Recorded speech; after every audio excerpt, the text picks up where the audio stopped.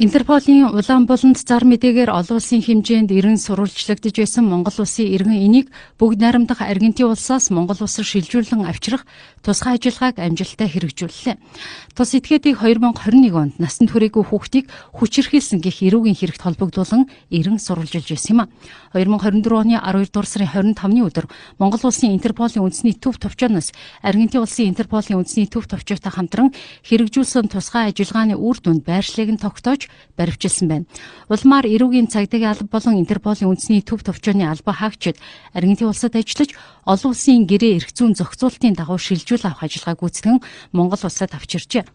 Монгол улсад албан авчрах ажиллагааг цагдаагийн ерхий газрын Интерполийн үндэсний төв товчоо, эрүүгийн цагдаагийн алба, улсын ерхий прокурорын газар, хууль зүйн дотоод хэргийн яам, гадаад харилцааны яам, нийслэлийн гэмт хэрэгээс урьдчилан сэргийлэх ажлыг зохицуулах салбар зөвлөл Аргентин, Турк, Хятад улсын Интерполтой хамтран зохион байгуулжээ.